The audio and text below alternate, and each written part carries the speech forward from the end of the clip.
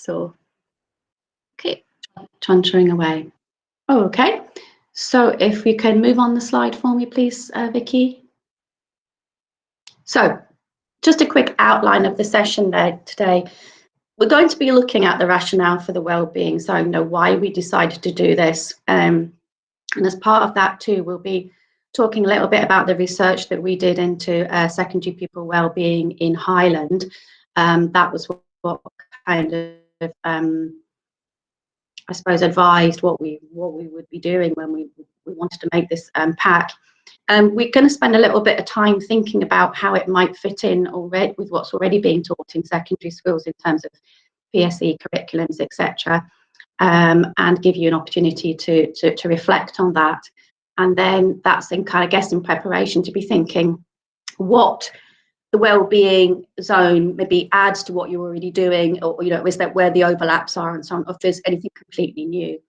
Then we'll have a look more in depth at what the actual pack contains, if you're not already aware of what's in it. And we will then, hopefully, the more fun bits will be the activities that we'll be doing from each of the sections, and giving you a chance to have a go at some of those.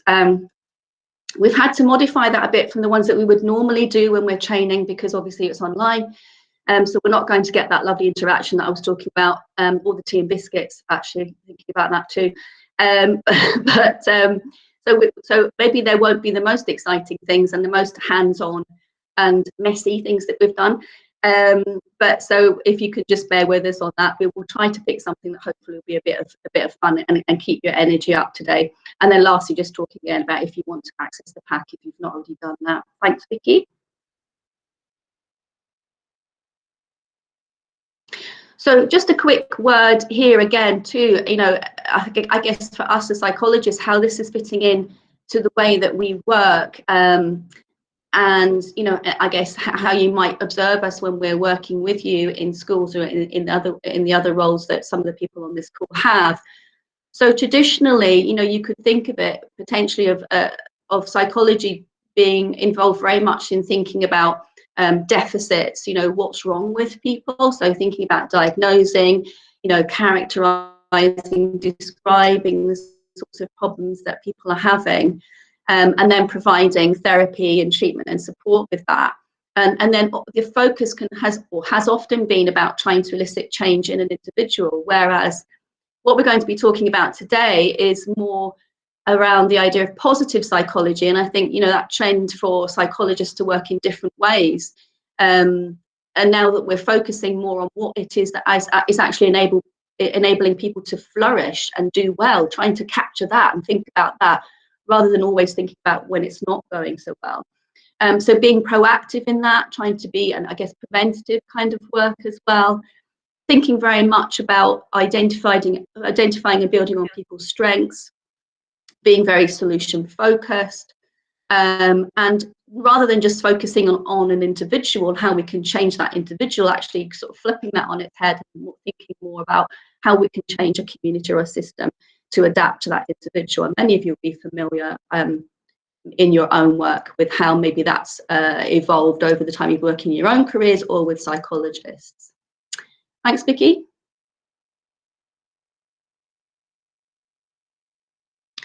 So the pack, how it came about, I guess, was we'd already had what we call development groups in our service. And I guess that's the sort of work that we do, when we're not working directly, face-to-face with teachers, parents and families. It's the work that we're doing possibly behind the scenes that people won't see, where we're developing maybe resources, packs, ways of working.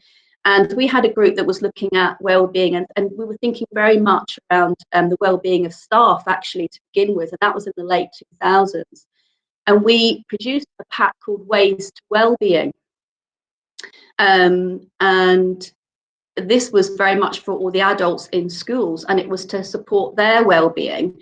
And that was as a response to thinking about the enormous amount of teacher stress that we were seeing and what the research was talking about. We launched that in 2012. And then we started getting feedback from schools that were saying, well, we really like some of the things that are in that pack, and can we possibly have, can we use that for pupils? And in fact, a couple of our teachers, including Mari, that you're going to hear from later on today, and Marjorie down in Camusi, started using it, adapting it, and using it with secondary pupils. They found that it was very helpful. So I guess we thought, well, that would be the next obvious thing to do. At the time, we looked around and there didn't seem to be anything that was really based on flourishing and positive psychology, and that was what the basis of the Ways to Wellbeing pack was about. And we thought, well, we could, make a resource for secondary pupils. The reason why we chose the secondary pupils was, I guess, around the national concern around the well-being of our young people in their teens, and the reports that were coming out around that and the decline in their well-being. I guess also at that time, we were thinking that there was, government advice and policies that were coming out that were saying, well-being as a curricular area was just as important as literacy and numeracy.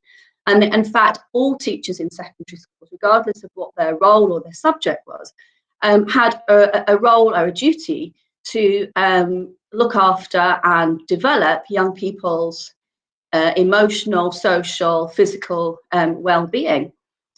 So we thought that perhaps a lesson pack, that's where our initial thoughts were, a lesson pack for teachers based on positive psychology could be helpful for secondary pupils.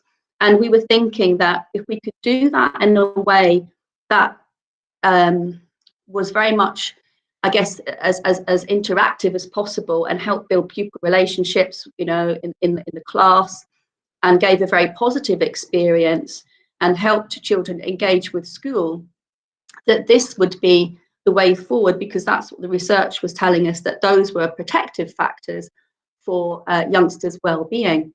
So when we'd done our Ways to Wellbeing pack, we'd carried out some research amongst our teachers, and that had showed that teachers were consistently rating their emotional well-being significantly below their desired level, and also what they would think would be at the level that they needed to be an effective member of staff.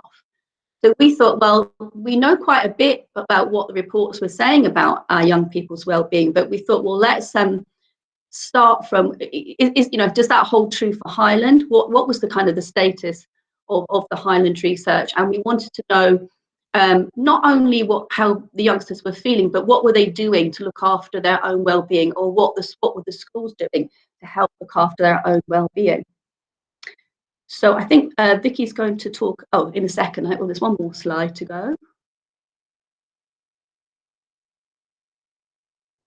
So we actually published this research in educational psychology in Scotland in 2018.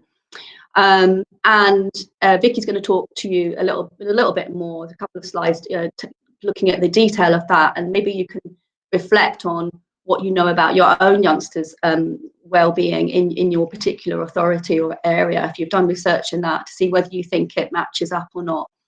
But I think one of the key things there is we had to first of all define what we meant by well-being, and I think we looked around for different definitions, and we zoomed in on this one from the New Oxford Dictionary of English.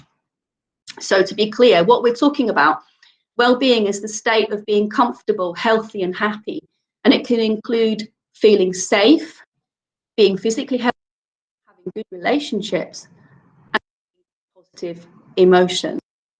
And we found that when we asked the schools to complete the surveys that Vicky's going to talk to you about, actually one of the biggest first barriers was trying to conceptualize and define what we meant by well-being, because quite often people will only maybe think of physical well-being. I think people are used to talking about that and maybe ignoring some of the other aspects. So Vicky's going to talk us through a little bit more about what we found out about our research. Thanks, Helen.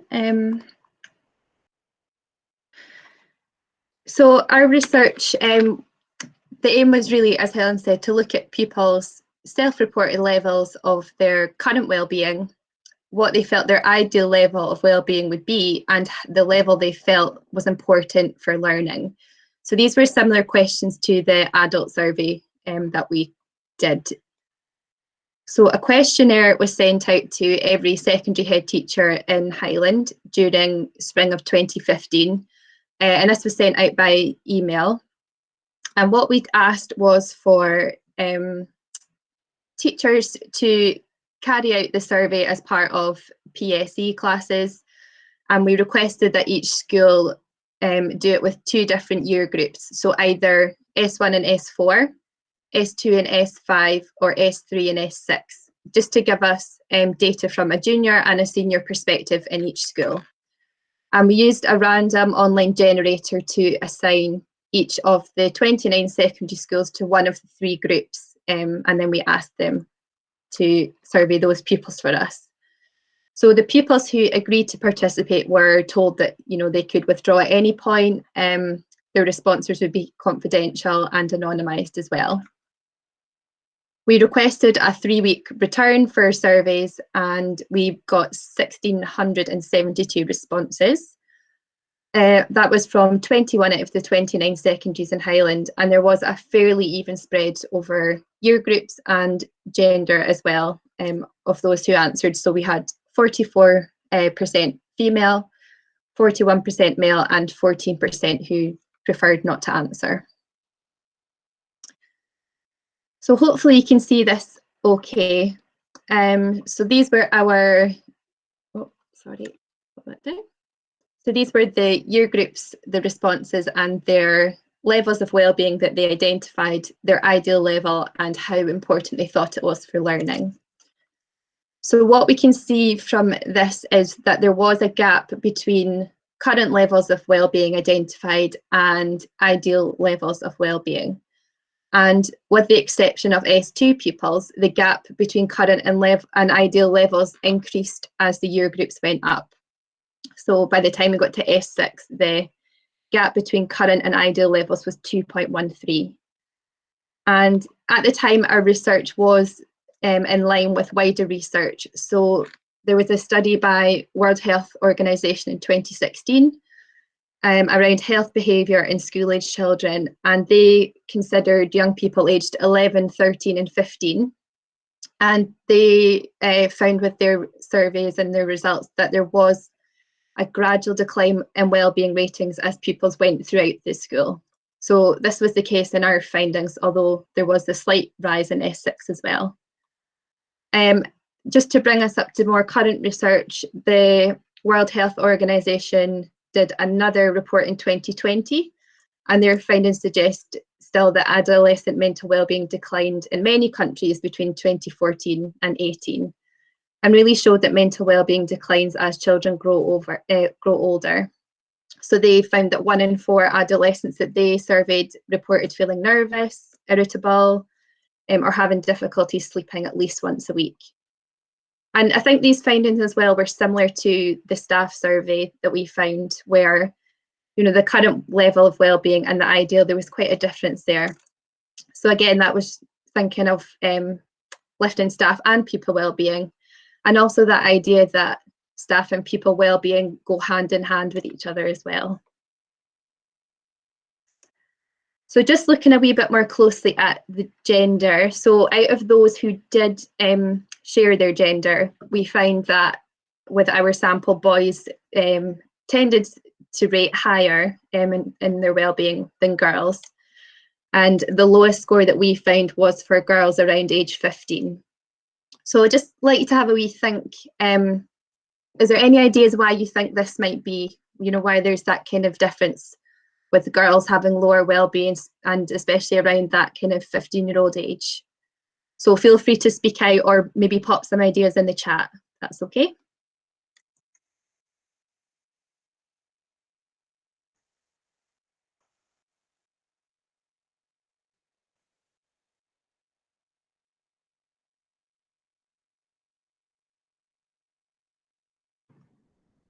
Everyone's gone shy this morning, I think, Vicky.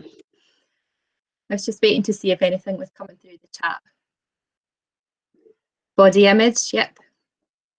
Boys don't think as much. Puberty, relationships. Yeah. Peer pressure. absolutely.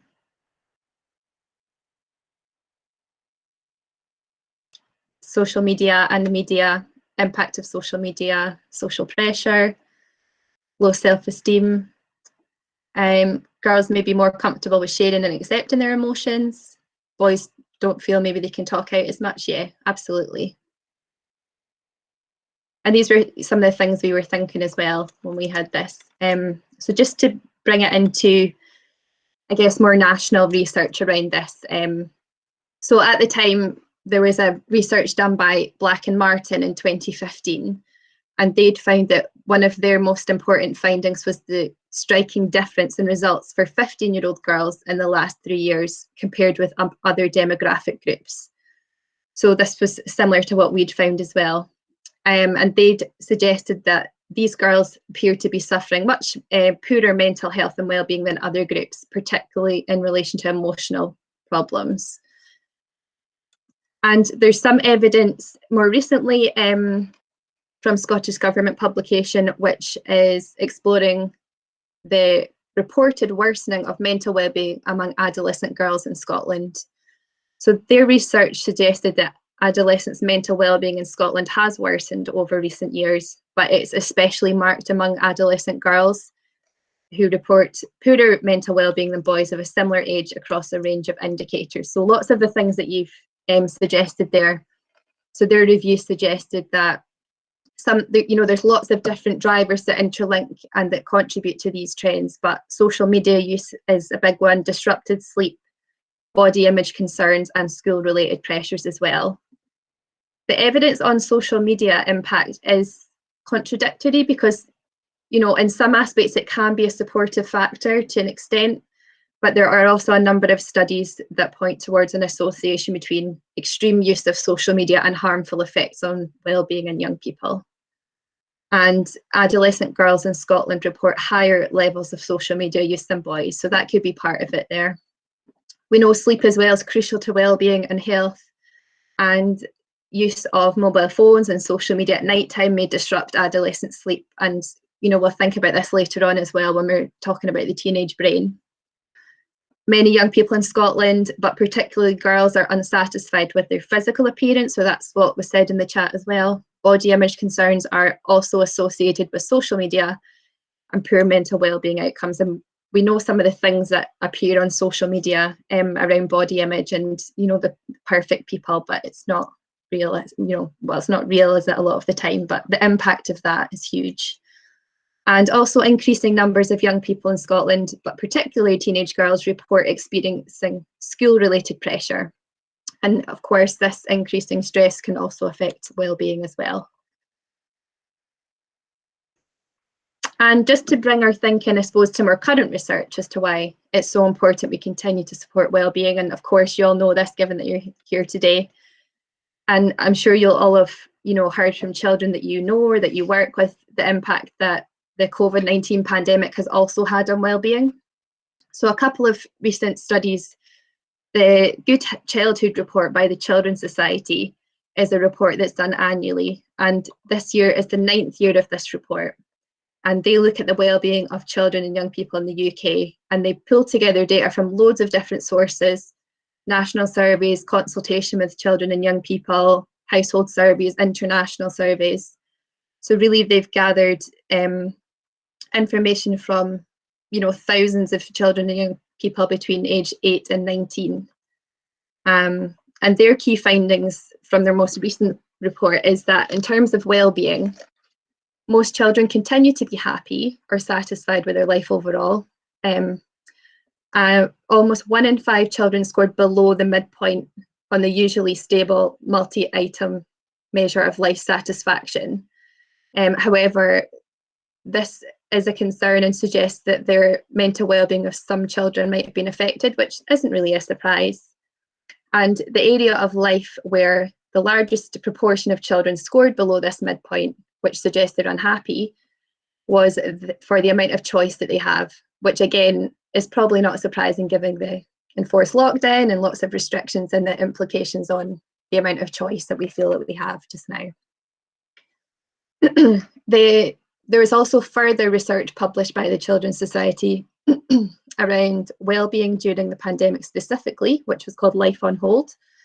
And this combines findings from that previous report I've just talked about, and they also gathered more survey data from over 2,000 children, consultation with 150 children, just to get more information about the pandemic specifically. And they found that most children said that they have coped to some degree with the changes made as the result of the pandemic, but the main concerns were worries about school and the impact on education, and also parents anticipate long-term negative effects on education. There's the wider uncertainty and societal change of all this. Some people reported that they were having direct effects to their mental health. And although most children were happy or satisfied, a greater number than usual scored below this midpoint, which again suggests that some of their well-being has been affected adversely. Not surprisingly, one of the main concerns was around missing friends and family and those connections that they had. And the areas where they coped less well was not being able to see their friends and family. So thinking about the impact on friendships, and this can highlight feelings of isolation. And again, unhappiness around lack of choices. Interestingly, a small number of parents felt their child's happiness might have actually improved during lockdown. And following consultation with children, the responses reflected that some of the advantages were around being able to pursue hobbies, a general appreciation for what they have in life. And the strategies that children shared for self-care were reminiscent of the 5 ways to well-being and the importance of connecting with others, being active and creative. So that kind of leads us on to going back to our research, what young people said that they do to support their well-being. So hopefully you can see that table as well, okay. So when young people were asked activities that they do to support and help their well-being, music and exercise and sport seem to be the activities that the majority of young people who answered this question found helpful. These responses have also been split into year groups, so we can see how many of different year groups answering this question identified. Talking with friends and family and others and relationships and being social were also supportive, with between a fifth and a third of young people identifying this as something that they would do. Hobbies as well, so either individual or group hobbies. A quarter of young people who answered this had hobbies to support their well-being, and less young people focused on their physical health, not including exercise, so around sleeping and eating well. So I think this is quite important just to reflect on, these are the things our young people say support their well-being, but how many of these things have been impacted at this time by the pandemic, not being able to do all these things, which might be contributing to poorer well-being as well. One of the things I was thinking too there, Vicky, is how many children didn't say anything, left that blank. 10% at least had left blank, and thinking about that again, maybe this is where they actually do need support to think about how they can go about supporting their own well-being, and I guess that's what we're trying to do with our pack. Absolutely. So some more information from our survey. The highest rating for how well schools look after the well-being of its pupils was from S1 pupils, and the lowest was from S6. And they were asked about the main opportunities that they had to learn about well-being, and it tended to be in PSE, but quite surprisingly, a lot of the young people weren't really sure what well-being was on the survey. So we had asked teachers to explain, and we'd given them a script about different aspects of well-being. But I suppose could be quite an abstract concept. So again, there wasn't really understanding from everyone about what that meant. Pupils were also asked what else schools could do to support well-being. So lots of responses around supporting mental health, having greater respect for each other and less pressure. A further 31% of those who answered thought that well-being classes or promoting health, outdoor learning and social activities would help. And 7% of those who responded thought that the school environment and improving that could be helpful for well-being as well. Some pupils thought more information on what wellbeing is, and I suppose that fits in with maybe they weren't quite understanding what we meant by that and how it's important for future learning and relationships, and also learning about different ways to support wellbeing, such as relaxation, resilience, what that is and how we help with that, coping strategies, and supporting others was also mentioned. And the ones just in purple there show how, you know, we feel that the wellbeing zone could help meet these needs that young people are asking for. Okay, so hopefully all going well, we're going to go into some small groups just now. And what we'd like you to do is just have a chat in your small groups around wellbeing. So do you know, those of you who are teachers or work in schools, do you explicitly teach what wellbeing is? But other people, you know, have you supported that question? Do you support children and young people to understand wellbeing? And also would be interested to know what wellbeing topics you're already providing experiences around and how you're doing that. So I don't know if you want to maybe just take a quick note of the 5 sections there just to support your discussion. And I think, Helen, is it 10 minutes for this activity? Yeah, I think so. Yeah, that model that's there is the model that we're going to be using. It was one that we developed with the Ways to Wellbeing for the adults, and so we've just then adopted that for the young people. So we're going to talk more about it, but I mean, we just wondered if that might give you a little bit of a heads up. So the importance of thinking not just about physical well-being and emotional well-being, which I think schools are obviously pretty familiar with, but also thinking about the security and comfort, social well-being, and this kind of idea of positive identity about feeling positive about themselves. So yeah, I think, and this is going to be done by the magic buttons that Vicky has got. I know. And it should happen instantly, so you don't need to worry about, you know, putting, you know, finding another link and then coming back to the meeting. It will happen automatically, fingers crossed, and you'll be whisked away to your groups and then whisked back at the appropriate time. And I think you get a little warning along the top when it says, oh, you've only got so many minutes to left. It'll give you an idea of when you're going to come back. So fingers crossed, we'll see you back here in about 10 minutes. Thank you. Yes. So I've just got one more person to put in a group, but they're anonymous. So I will just put you into a smaller group and hopefully all will be well. And also I think groups 1 and 2, you might just have someone who's listening and they can't participate in the discussion. So that's maybe why you're not hearing from somebody. Okay, so I'm going to put on the timer for 10 minutes.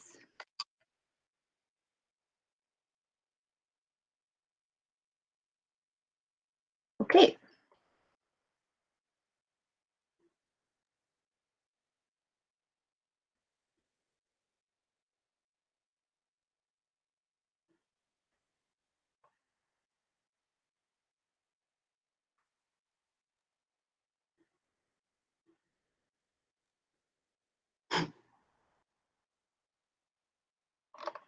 I think, is everyone, there's a couple of people still in the main room, but they are assigned to breakout rooms, so hopefully. Oh, do they have to click on a button, Vicky? Well, Alison Dow is the one who's just listening in, so she possibly can't. Okay. We'll see if I can just send them. And S. Grant. Oh, she's still there. Sharon, yep. So I did see her earlier. She's maybe on a call. Okay, so I forgot to say, do they have to? I don't know. Do you want to stop recording now for a little while, Vicky? I can try. How do I do that? Oh yeah, stop recording.